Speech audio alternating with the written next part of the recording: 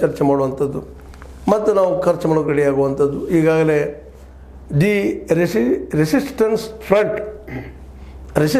Front ಅನ್ನುವಂಥದ್ದು ಜವಾಬ್ದಾರಿ ಹೊತ್ಕೊಂಡು ನಾವು ಮಾಡಿದ್ದು ಅಂತ ಹೇಳಿದ್ದಾರೆ. ಇದು ಭಾರತಕ್ಕೆ ಅಮೆರಿಕ ಉಪಾಧ್ಯಕ್ಷರು ಭೇಟಿ ಕೊಟ್ಟಂಥ ಈ ಸಂದರ್ಭದಲ್ಲಿ ಮಾಡಿದ್ದು ನೋಡಿದರೆ ಇನ್ನು ಇಲ್ಲಿ ಸುರಕ್ಷತೆ ಇಲ್ಲಪ್ಪ ಕಾಶ್ಮೀರು ಅನ್ನುವ ಸಂದೇಶವನ್ನು ಅಂತಾರಾಷ್ಟ್ರೀಯ ಮಟ್ಟದ ಕೊಡುವ ಪ್ರಯತ್ನ ಮಾಡಿದ್ದಾರೆ. ಆದರೆ ಇಲ್ಲಿ ಉಗ್ರರು ನೆನಪಿಡಬೇಕಾಗಿದ್ದೇನಪ್ಪ ಅಂದ್ರೆ ಇವರು ಇನ್ನೂ ಎಷ್ಟೋ ವರ್ಷ ಹೋರಾಟ ಮಾಡಿದರು ಅಷ್ಟು ಸುಲಭವಾಗಿ ಕಾಶ್ಮೀರ ದೊರೀಲಿಕ್ಕಿಲ್ಲ. ಶಾಂತಿಯಿಂದ ಮಾತಾಡಿದ್ರೆ ಏನಾದರೂ ಒಂದಕ್ಕೊಂದು ಹೊಂದಾಣಿಕೆಗಳು ಹೋದ್ರೆ ಇಬ್ಬರಿಗೂ ಒಳ್ಳೇದಾಗ್ಬೋದೇನೋ. ಆದರೆ ಮಾಡುವ ಸ್ಥಿತಿಗೆ ಈ ಸದ್ದ ಪರಿಸ್ಥಿತಿ ಇಲ್ಲೇನೋ ಏನೂ ಇರಲಿ.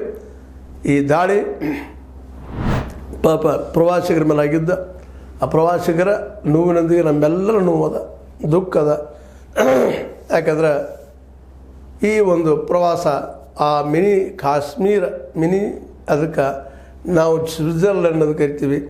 ಆ ಪಲ್ಗಾಮದ ಈ ಬೈಸರನ್ ಕಣಿವೆಯನ್ನು ಆ ಕಣಿವೆಗೆ ಸಂತೋಷ ಪಡೋದಕ್ಕೆ ಹೋದಾಗ ದುಃಖ ಆಗಿದ್ದು, ಗುಂಡು ಬಿದ್ದಿದ್ದು ಇದೊಂದು ನಿಜವಾಗಿಯೂ ಕ್ಷಮಿಸಲಾರದ ಮಾತು. ಭಯೋತ್ಪಾದಕರು ಎಲ್ಲೂ ಇರಲಿ ಅವ್ರನ್ನ ಹಿಡಿದು ಶಿಕ್ಷಿಸುವಂಥ ಕೆಲಸವನ್ನು ಸರ್ಕಾರ ಮಾಡ್ತದೆ ಅನ್ನೋ ವಿಶ್ವಾಸ ಎಲ್ಲರಲ್ಲೂ ಮೂಡಬೇಕಾಗಿದೆ. ಯಾಕಂದರೆ ಅದನ್ನು ಬಿಟ್ಟು ಬೇರೆ ಹಾಗೆ ಇಲ್ಲ. ಯಾಕಂದರೆ ಸರ್ಕಾರ ನಮ್ಮ ಸರ್ಕಾರ ಅದನ್ನು ಎದುರಿಸಬೇಕಾಗಿದೆ, ಅದನ್ನು ದಮನ ಮಾಡಬೇಕಾಗಿದೆ ಅಂತ ಹೇಳ್ತಾ ಈ ಉಗ್ರರ ಅಟ್ಟಹಾಸಕ್ಕೆ ಇನ್ನೂ ಖಂಡನೆ ಮಾಡ್ತಾ ಎಲ್ಲರೂ ಇದಕ್ಕೆ ಖಂಡಿಸ್ತಾ ಇದ್ದಾರೆ. ಖಂಡಿಸುವುದಷ್ಟಲ್ಲ, ಇದಕ್ಕೆ ಮತ್ತೇನಾದರೂ ಪ್ಲಾನ್ಸ್ ಇದ್ದಾವೆ, ಮತ್ತೇನು ಮಾಡಲಿಕ್ಕೆ ಸಾಧ್ಯವಿಲ್ಲ.